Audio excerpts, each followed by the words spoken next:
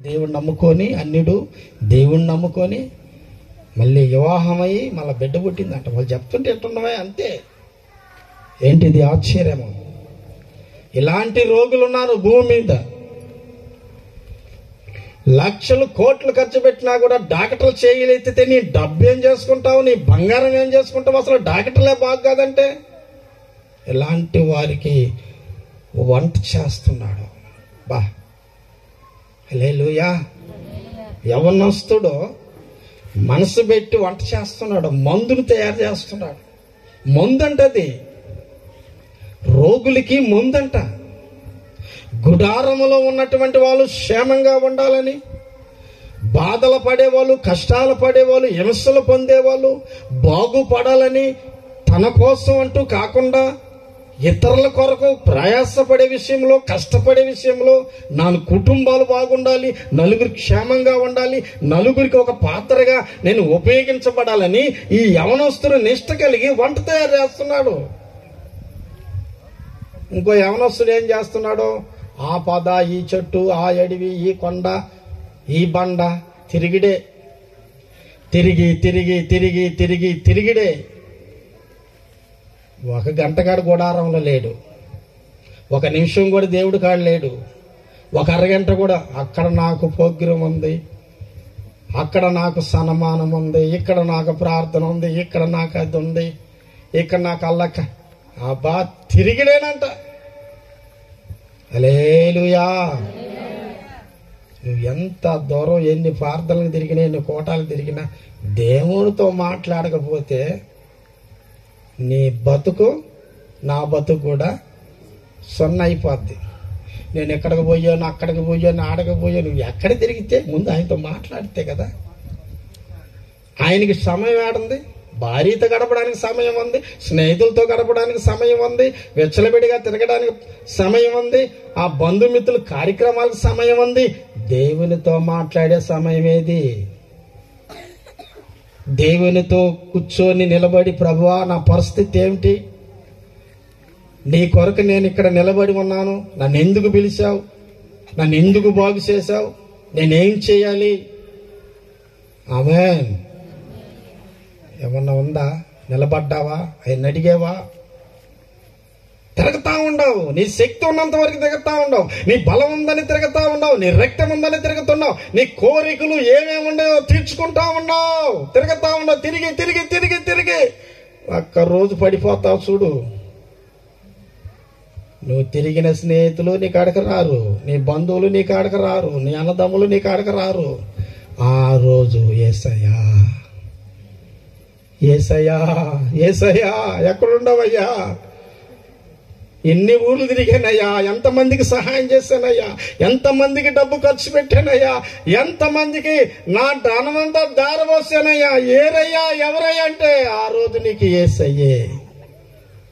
పావద్దని చెప్పలేదు నేను, బంధువులను వదలొద్దని చెప్పలేదు, రక్త సంబంధాలు వదల. వాళ్ళకి ఒక సమయం ఇవ్వు, దేవునికి 4 గంటలు ఇవ్వు. వాళ్ళకి ఒక పాయింట్, నీ దేవుడికి ఎక్కువ. దేవునితో మాట్లాడాలి. హల్లెలూయా! దేవునితో మాట్లాడకుండా తిరిగాడు తిరిగాడు తిరిగాడు, లాస్ట్కి సావు వచ్చింది. తమ్ముడా నేను చచ్చిపోతాను తమ్ముడా అనే కాడికి వచ్చింది. హల్లెలూయా! అప్పుడు అన్నాడు, ఈ భోజనం నేను ఎంత కష్టపడి చేశానో, ఇది ఊరికి నేను నీకు ఇవ్వకూడదు, ఊరికి నీస్తే ఇలువ తెలియదు నీకు. కమా నీ యొక్క హక్కు నువ్వు, నీ హక్కునిస్తే అప్పుడు తెలుస్తుంది నీకు. ఈ ఆహారాన్ని ఎన్ని రాత్రులు కన్నీరు గార్చాను, ఎన్ని రాత్రులు నా మోకాళ్ళు పగలగొట్టుకున్నాను, ఎన్ని రాత్రులు అన్నాలు మానుకున్నాను, ఎన్ని రాత్రులు నిద్రలు మానుకున్నాను. నేను ఎంత కష్టపడి సంపాదించుకొని ఈ వంటను తయారు చేసుకుంటున్నాను. ఇది ఇంత ఎర్రగా, ఇంత కమ్మంగా వాసన, స్మెల్లో గమగమంటుందంటే దీని ఎనగ ప్రయాస. అన్నయ్య నీకు తెలియదు అన్నయ్య, నీకు తెలియాలంటే ఇంట్లో ఉన్నటువంటి పెద్ద కుమారుడికి రాబోతున్న హక్కు ఇవ్వట, నీ ఆస్తిని. హల్లెలూయా! నీ ఆస్తి నువ్వు నాకు కావాలి. నీకు మా అన్న మా తమ్ముడని ఊరికి నీయడానికి ఇది ఏదో చెట్టు మీద నుంచి కోసుకొచ్చింది కాదు. కష్టపడేవాడికి తెలుస్తుంది. బాధపడేవాడికి తెలుస్తుంది ఆ బాధ.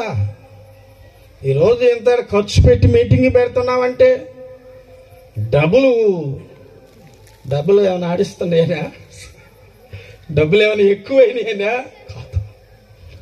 ఒక ఆత్మ కొరకు, ఒక యవనస్తుడి కొరకు, ఒక రోగి కొరకు, ఎక్కడెక్కడో తిరుగుతూ బాధపడుతున్న అప్పులతో ఉన్న ఒక వ్యక్తి కొరకు, సమాధానం లేని ఒక వ్యక్తి కొరకు, బాధలతో నలిగిపోతున్న ఒక వ్యక్తి కొరకు, ఇగో ఇన్ని వేల రూపాయలు ఖర్చు పెట్టినా ఒక వ్యక్తి దొరికితే చాలు. ఆమేన్. ఒక కుటుంబం చాలు. ఇక్కడేం 100 మంది రాలేదని మాకేం చింత లేదు, మాకేం బాధ లేదు. ఒక కుటుంబం చాలు, ఒక యవనస్తుడు చాలు, ఒక రోగి బాధపడితే చాలు. నా దేవుని దృష్టిలో ఎన్ని వేల రూపాయలైనా. హల్లెలూయా. ఎవరి మీద ఈ మీటింగులు మేము ఆధారపడలేదు. ఇంకా కొన్ని మీటింగులు పెట్టాలి, సేవకులు రావాలి, ముందుకి వస్తే ఇంకా అనేక ప్రాంతాలలో సభలు పెట్టుకుంటూ వెళ్ళాలి. ఎవరిపైన ఆధారపడాల్సింది అవసరం లేదు. దేవుడే ఉన్నాడు, ఆయన నడిపిస్తాడు, సహాయం చేస్తాడు. అడుగుతున్నాడు, ఇవ్వలేదు. ఇంకొక మాట కూడా మనం చదువుకొని ముందుకు వెళ్దాము.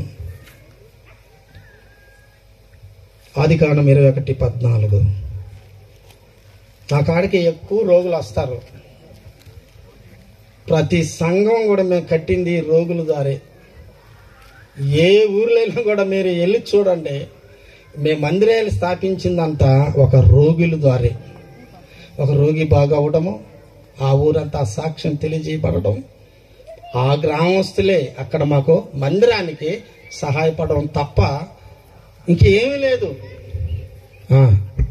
21:14 వచ్చిన. కాబట్టి తెల్లవారినప్పుడు అబ్రహాము లేచి ఆహారమును నీళ్ల తిత్తిని తీసుకుని ఆ పిల్లవానితో కూడా హాగురునకు అప్పగించి ఆమె భుజము మీద వాటిని పెట్టి ఆమెను పంపివేసెను. ఆమె వెళ్లి బెర్షెబా అరణ్యములో ఇటు అటు తిరుగుచుండెను. చాలా ఆపండి. హల్లెలూయా. ఆగరు అరణ్యములోన సంచ